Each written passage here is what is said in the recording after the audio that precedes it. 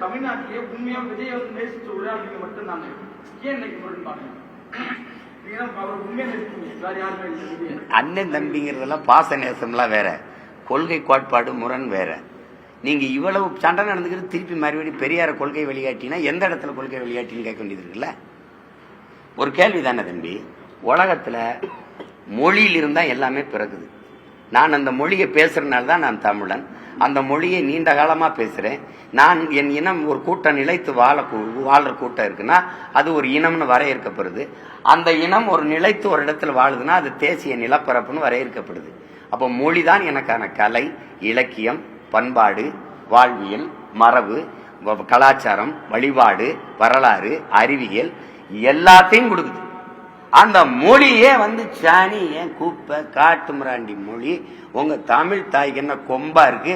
உங்க தமிழ் தாய் 3000 ஆண்டுகளா உங்களை என்ன படிக்க வச்சாலான்னு கேட்டா, அப்ப திருக்குறள், இந்த இந்த சிலப்பதிகாரம், மணிமேகலை, ஐங்குறுநூறு, 10 பரிபாடல், இந்த சங்க இலக்கியங்கள்லாம் எழுதி கொடுத்தவனெல்லாம் எங்க தமிழ் தாய் படிக்க வைக்கலையா? தமிழை சனியன்னு சொன்ன பெரியார் எந்த மொழியில் எழுதினாரு? சனியன்ல தானே எழுதினீங்க.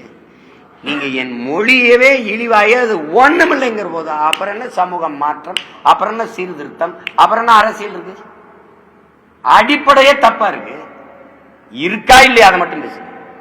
என்னுடைய ஆக சிறந்த உலக நெறி ஒன்று இருக்கு, வாழ்வியல் நெறி, திருக்குறள். அதை மடம்ட்டீங்க.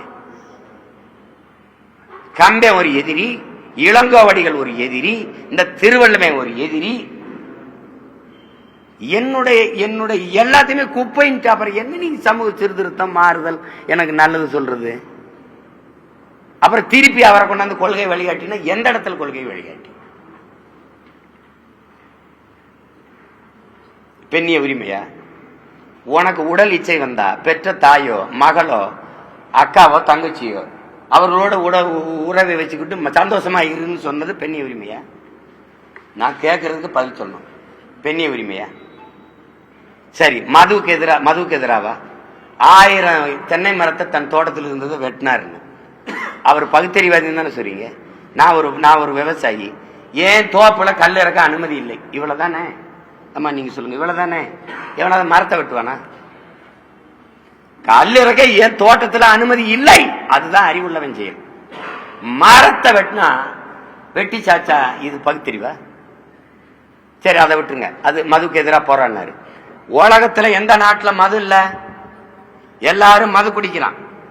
மது குடிக்க வேணாம்ங்கிறது கட்டிய மனைவியோட படுக்க வேணாம்ங்கிறதுக்கு சமம்னு சொல்லியிருக்காரா இல்லையா? இப்ப இந்த இடத்துல ஏற்கிறீங்களா? நான் கேட்கறதுக்கு ஒன்னொன்னா பதில் சொல்லிட்டு வரணும். சமூக நீதிக்கும் பெரியாருக்கும் சம்பந்தம் இருக்கா?